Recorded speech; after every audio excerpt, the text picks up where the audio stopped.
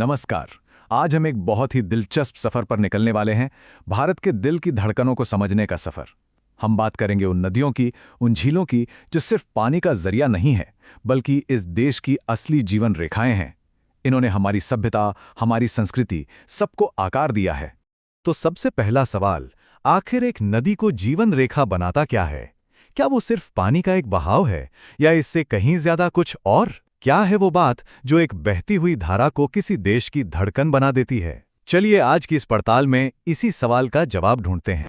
तो आज हम कहां-कहां चलेंगे। सबसे पहले समझेंगे कि ये जीवन रेखाएं हैं क्या।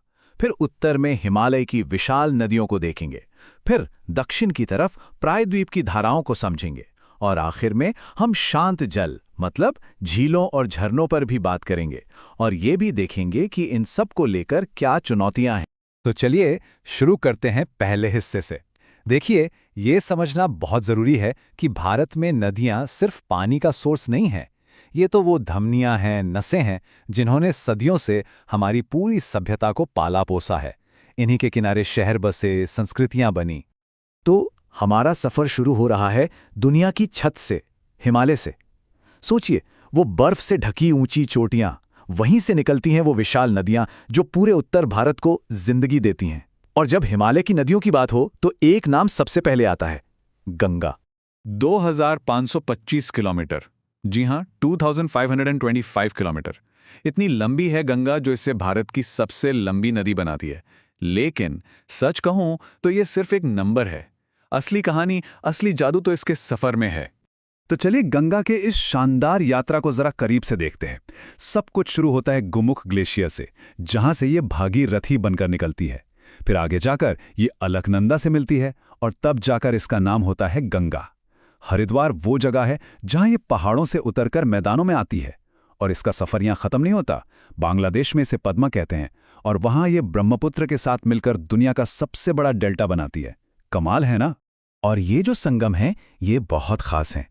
जैसे देवप्रयाग में भागीरथी और अलकनंदा मिली और गंगा बनी, वैसे ही रुद्रप्रयाग में अलकनंदा और मंदाकिनी का संगम होता है। अब ये सिर्फ दो नदियों का मिलना नहीं है, ये तो सदियों से हमारी आस्था के, हमारी संस्कृति के बहुत बड़े केंद्र रहे। सोचिए, नदियों और शहरों का रिश्ता कितना गहरा होता है। ये लिस्ट देखिए, दिल्ली और आगरा दोनों यमुना के किनारे, कानपुर, वाराणसी गंगा के किनारे, कोलकाता हुगली के किनारे और अहमदाबाद साबरमती के। सच तो यह है कि इन नदियों के बिना शायद ये शहर होते ही नहीं। इन्होंने ही तो इन्हें पाला पोसा है। अच्छा, तो हिमालय की नदियों की बात हो गई। अब चलिए थोड़ा दक्षिण की तरफ चलते हैं, प्रायद्वीपीय भारत की नदियों को देखते हैं। और हाँ, ये नदियां हिमालय की नदियों से काफी अलग हैं। इनका मिजाज, इनकी बहने की दिशा, सब कुछ बहुत अलग है। यहाँ एक बहुत ही इंटरेस्टिंग फर्क है। कुछ नदियां पश्चिम की तरफ बहती हैं, जैसे नर्मदा और ताप्ती। ये अरब सागर में जाकर मिलती हैं और एस्चुरी बनाती हैं।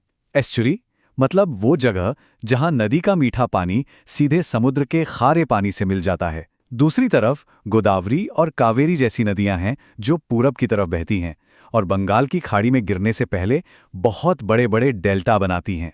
और जब दक्षिण की नदियों की बात हो रही है तो गोदावरी का नाम लेना तो बनता ही है। ये इतनी बड़ी और इतनी महत्वपूर्ण है कि इसे दक्षिण गंगा भी कहते हैं। ये प्रायद्वीपीय भारत की सबसे बड़ी नदी है। अब तक हम नदियों के जीवन देने वाले रूप की बात कर रहे थे, लेकिन कहानी का एक दूसरा पहलू भी है। कभी-कभी यही जीवन देने वाली नदियां दुख और तबाही का कारण भी बन जाती हैं।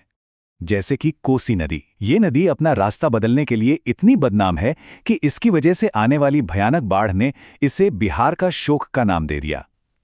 ठीक वैसे ही दामोदर नदी को एक जमाने में बंगाल का शोक कहा जाता था, क्योंकि उसकी बाढ़ भी बहुत तबाही मचाती थी। अच्छा, बहते पानी यानी नदियों की बात तो हो गई, पर भारत का जल संसार सिर्फ नदियों तक ही सीमित नहीं है। अब बात करते हैं शांत जल की, यानी हमारी खूबसूरत झीलों और शानदार झरनों की। ये भी हमारे देश की सुंदरता का एक अहम हिस्सा हैं। चलिए, आगे बढ़ने से पहले एक छोटा सा सवाल। क्या कोई अंदाजा लगा सकता है कि भारत का सबसे ऊंचा वाटरफॉल यानी झरना कौन सा है? सोचिए जरा, क्या नाम हो सकता है? तो जवाब है मेघालय का नोहकाली कई फॉल्स, जी हाँ, यही है भारत का सबसे ऊंचा झरना।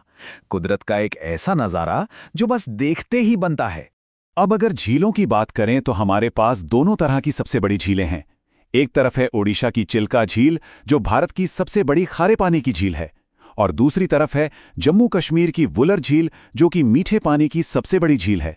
दोनों अपने आप में बेमिसाल हैं। तो अब हम इस सफर के आखिरी और शायद सबसे जरूरी पड़ाव पर आ गए हैं। हमने जीवन देने वाली नदियों की बात की, लेकिन अब सवाल ये है कि क्या ये जीवन रेखाएं खुद सुरक्षित हैं? आज ये नदियां, ये झीलें बहुत बड़ी चुनौतियों का सामना कर रही हैं। जरा ये शब्द सुनिए, एक जैविक मरुस्थल, एक बायोलॉजिकल डेजर्ट। किसी नदी के लिए ये शब्द इस्तेमाल करना कितना कितना अजीब और दुखद लगता है ना? पर यह हकीकत है भारत की एक बड़ी नदी की। ये बात हो रही है दामोदर नदी की, वही नदी जिसे कभी बंगाल का शोक कहते थे।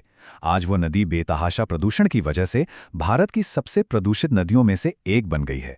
इसे जैविक मरुस्थल इसलिए कहा जाने लगा है क्योंकि प्रदूषण ने इसके अंदर के जीवन को, मतलब मछलियों को, दूसरे जलीय जीवों को लगभग खत्म कर दिया है, और इसका सीधा असर उन लोगों पर पड़ता है जिनकी जिंदगी इसी नदी पर टिकी थी।